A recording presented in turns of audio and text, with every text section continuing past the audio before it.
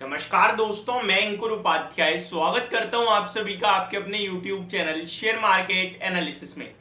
सबको दिखने लगा है कि कल बाजार में एक भयंकर गिरावट आने वाली है, लेकिन बाजार का नाम ही है कि जब सबको कुछ लगने लगे तभी कुछ ना करे।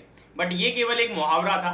अभी के हिसाब से देखा जाए तो मार्केट लिटरली लग रहा है कि कल बुरी तरीके से टूटेगा, क्योंकि अमेरिका के बाजार रुकने का थमने का नाम ही नहीं ले रहे हैं।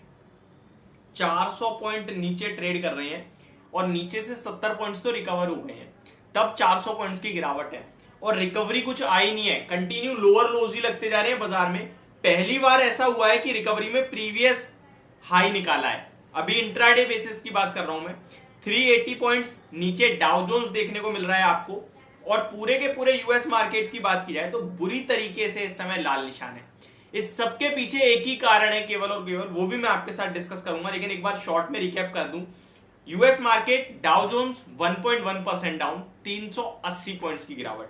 नेस्डेक इंडेक्स 1.6% डाउन, 1.5% से ज्यादा, 212 पॉइंट्स की गिरावट। एसएमपी 500 1.3% डाउन, 60 पॉइंट्स की गिरावट। रसल 2000 1.53% डाउन, लगभग 26 पॉइंट्स की गिरावट।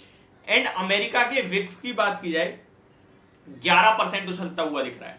पूरे दुनिया भर के बाजार काफी हेवीली लाल निशान में देखने को मिल रहे हैं। अगर गिफ्ट निफ्टी की बात की जाए और लेवल्स की बात की जाए निफ्टी की, तो गिफ्ट निफ्टी 19,475 आ गया और लगभग 80 पॉइंट्स नीचे है। अब मैं आपको आ जाता हूं भारतीय लेवल्स के हिसाब से, भारतीय निफ्टी के हिसाब से कि क्या लेवल्स हैं जो कल आपको रडार पे रखने हैं, और उसके बाद जानेंगे कि अमेरिका का बाजार टूट क्यों रहा है भैया, कितना गिरेगा। पिछले 8 दिन से कंटिन्यू गिरता जा रहा है। पहले फेड बजट है, 30 सितंबर को शटडाउन होने का डर है, शटडाउन की खबर गई, 45 दिन की फंडिंग मिल गई, सब अच्छा हो गया, उसके बावजूद टूट गए आप। आज फिर टूट रहे हो आप। आपकी प्रॉब्लम खत्म नहीं हो रही है, लेकिन आप पूरे दुनिया भर को भी तोड़ रहे हो। ये सबसे बड़ी नेगेटिविटी है अमेरिका की वजह से। पहले मैं आपको भारतीय लेवल्स बता देता हूं। निफ्टी 19,528 पे जो क्लोजिंग आई है, देखिए मैंने आपके साथ मॉर्निंग में एक वीडियो शूट करी थी ओपन मार्केट में, और एक ही चीज कही थी, नीचे के लेवल्स है ही नहीं एक्चुअली में। नीचे के लेवल्स तो खुले हुए हैं, हर 100 पॉइंट पे एक सपोर्ट है, और उस सपोर्ट को तोड़ने के बाद 100 पॉइंट्स की गिरावट है। एग्जाम्पल के तौर पे अगर 19,528 से देखूंगा तो 19,450 400 स्ट्रॉन्ग लेवल है। 400 टूटेगा तो फिर मेरे लिए सीधे 300 और 250 का लेवल है। 250 टूट गया तो 150 का लेवल है। उसके बाद साइकोलॉजिकल लेवल 19,000 है। तो नीचे लेवल पूरी तरीके से ओपन है, पूरे ओपन है, ठीक है जी। मेरे को तेजी करनी है अगर बाजार में, तो 19,750 के ऊपर क्लोजिंग पे मैं तेजी कर लूंगा, या फिर 19,700 पे बाजार आ जाए तो मैं 750 के स्टॉप लॉस से शॉर्ट कर दूंगा। ये मैंने आपके साथ सुबह स्ट्रेटेजी शेयर करी थी और वही अभी शेयर कर रहा हूं। बट मुझे नहीं लगता वो 700 के आसपास मिलेगा, और 19,700 के पास अभी 750 के ऊपर अभी जाता दिख रहा है। आपको शॉर्ट करने का मौका देगा नहीं मार्केट लेवल्स के हिसाब से। कल एक गैप डाउन ओपनिंग हो जाएगी जिस हिसाब से बाजार पिट रहा है, तो फिर आपको मौका ही नहीं मिलेगा, मेरे को तो लगता है। इनकेस अगर कोई गैप डाउन ओपनिंग नहीं होती है, फ्लैट खुल जाते हैं, तो फिर वहां आप बेचने की कहीं ना कहीं ट्रेड के हिसाब से बेचना सही रहेगा मेरे हिसाब से। ये स्ट्रेटेजी चलनी चाहिए आपके लिए।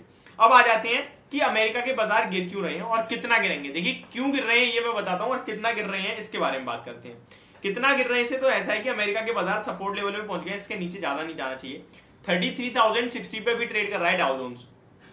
सपोर्ट की बात की जाए 32,750 का, यानी कि यहां से 250-300 पॉइंट नीचे बड़ा सपोर्ट है। तो मेरे को लगता है दैट्स इट। अब इससे बड़ी गिरावट नहीं देखता हूं मैं। अब यहां से अमेरिका का बाजार भी संभलना चाहिए।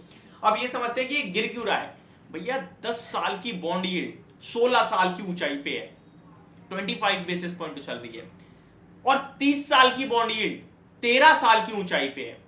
ये एक रीजन है सबसे बड़ा। बॉन्ड यील्ड क्लियरली ये बता रही है कि फेड की मीटिंग में फेड एक बार फिर रेट हाइक करने वाला है।